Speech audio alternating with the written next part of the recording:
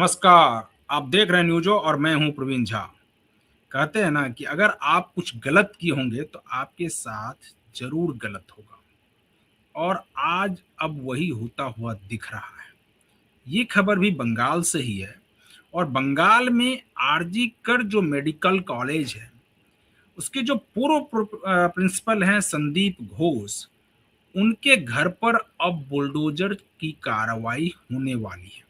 2 दिन का समय बचा है। कई बार केएमसी का नोटिस गया, लेकिन जो अवैध निर्माण था उसको ध्वस्त नहीं किया, और अब ऐसा लग रहा है कि शुवेंदु सरकार का पहला bulldozer action RG Kar medical college के पूर्व प्रिंसिपल संदीप घोष के घर पर ही होगा।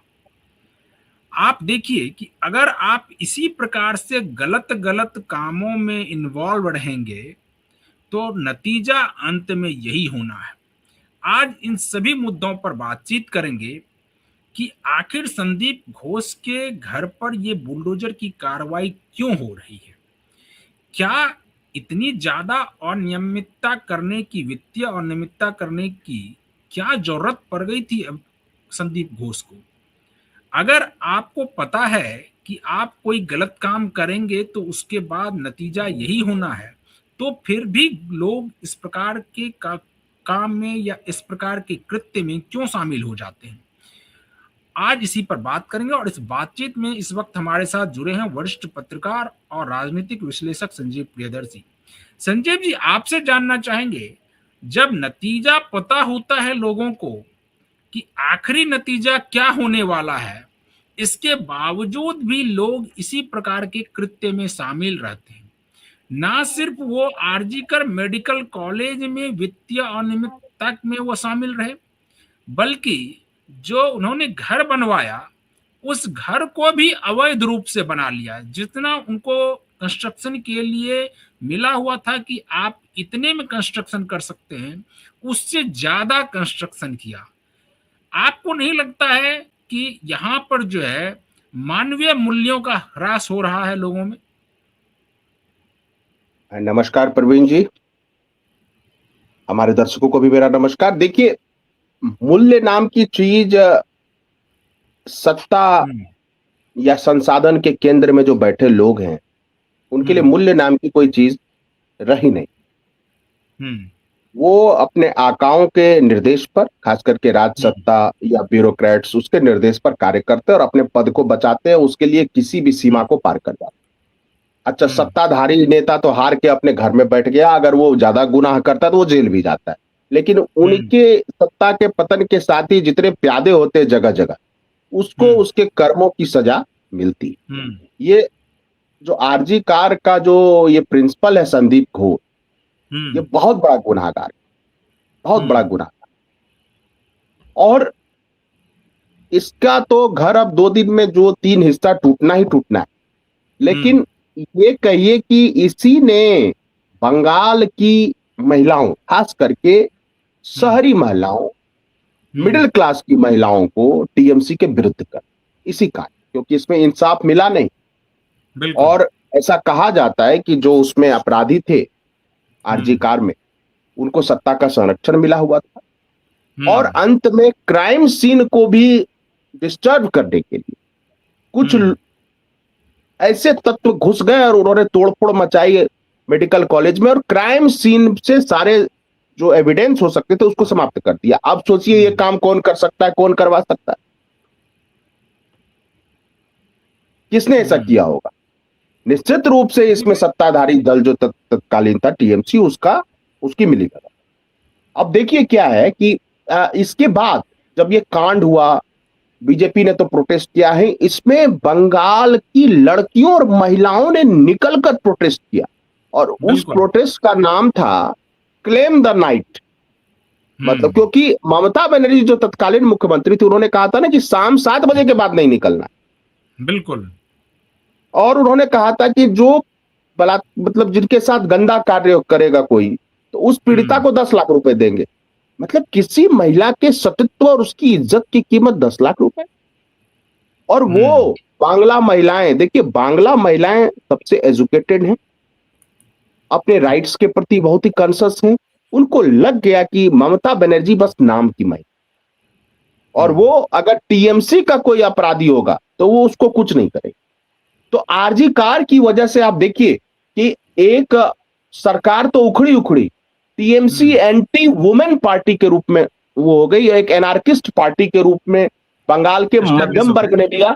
हाँ, और मिडिल क्लास जो बंगाल का था और खास करके बुद्धिजीवी था, जो ममता के पक्ष में खड़ा रहता था, वो ममता विरोधी हो, सड़कों पे इन्होंने आके प्रोटेस्ट किया। और नहीं, उसका ऐसा वो बयान ममता बनर्जी का भारी पड़ गया जिसमें उसने कहा कि आपने कहा भी कि 10 लाख रुपए अगर किसी के साथ रेप जैसी कृत्य को अंजाम दिया जाता है तो उसके पिता को 10 लाख रुपए मिलेंगे। यानी एक प्रकार से अगर जिसके पास पैसे हों वो रेप भी कर सकता है और वो रेप से बाइज्जत बड़ी होकर निकल जाएगा। इसका मतलब तो यही हुआ ना कि आप उनके पिता को, उस पिता को 10 लाख दे देंगे, उसकी बोली लगा दिया आपने एक प्रकार से। हाँ बिल्कुल, देखिए आरजी कार को तो हम, देखिए आरजी कार उस पाप की माला का एक काला मोती कह लीजिए, मोती शब्द उचित नहीं है, फिर भी कहिए कि एक उस काली श्रृंखला का एक एंगल है। संदेश खाली में क्या हुआ, क्या हो रहा था शाहजहां से के गुंडे क्या कर रहे थे संदेश खाली में, और फाल्टा में जहांगीर खान क्या धमकी देता, और जो 320 बीजेपी के कार्यकर्ताओं ने सर्वोच्च बलिदान दिया, उनके घरों पर जो क्या हमला किया था इसी टीएमसी के गुंडों ने, खास करके जिहादियों ने। मुर्शिदाबाद मालदा में क्या हुआ था सब जानते, बेलघाटा में क्या हुआ था।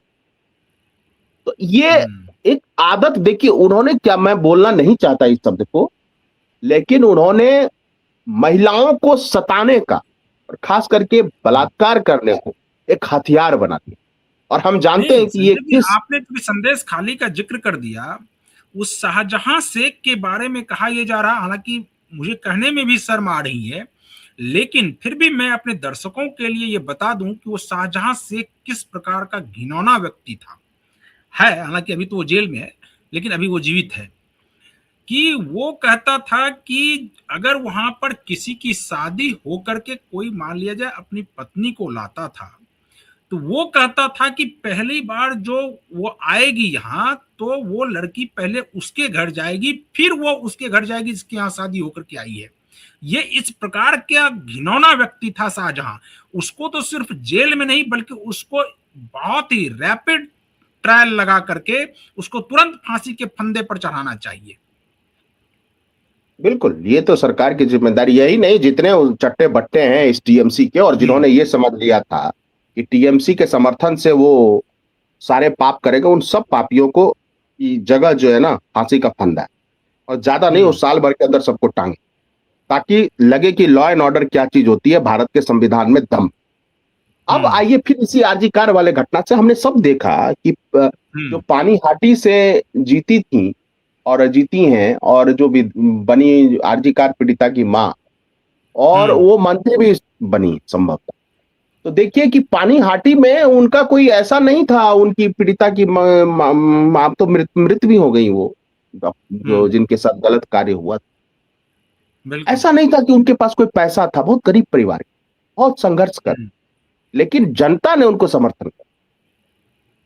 तो ये दिखाता है कि ममता बनर्जी के कुशासन और उसका जो कहना नहीं चाहिए, एक मजहब विशेष को जो छूट दी, जिहादी शासन, जो जिहाद उसका, वो टीएमसी को ले गया।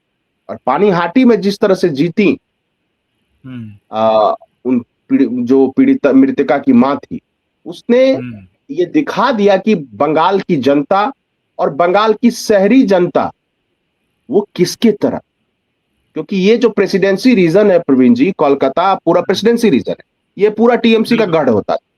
यहाँ सीट 2-4 सीटें भी निकालना बीजेपी के लिए मुश्किल था, इस बार क्लीन स्वीप हो गया, और 93% लोगों ने वोट किया।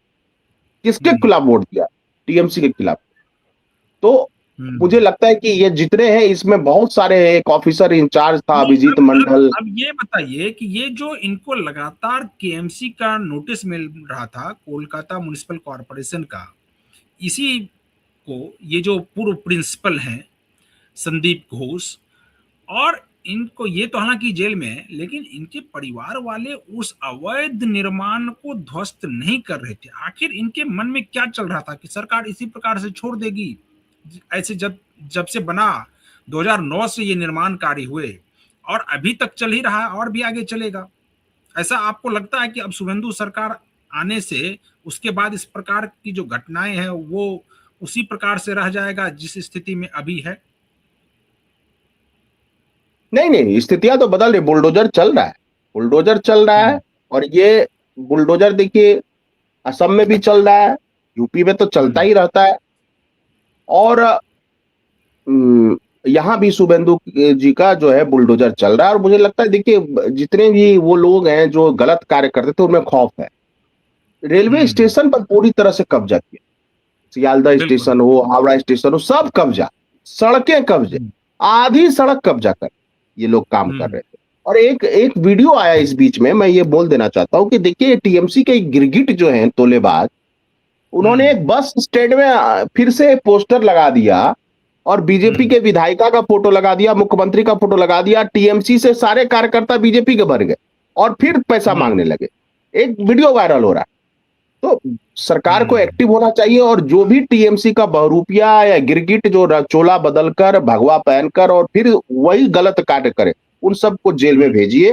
क्योंकि अब बंगाल बदलाव चाहता है और बदलाव ऐसा होना चाहिए कि उसको जनता महसूस करे, महसूस तो कर रही है। लेकिन इस तरह का देखिए, वुमेन सेफ्टी किसी भी स्टेट के लिए सबसे जरूरी काम है कि 50% आबादी है और वुमेन एम्पावरमेंट तभी हो पाएगा जब सेफ्टी होगी, सुरक्षा तो पहली शर्त है। इसीलिए उसमें यह भी किया जा सकता है कि हर चौक पे जो है अगर कोई बदमाशी कर रहा है तो उसकी सूचना तुरंत दे दे, उस चौक पे फोन लगाओ, फोन नंबर लगाओ।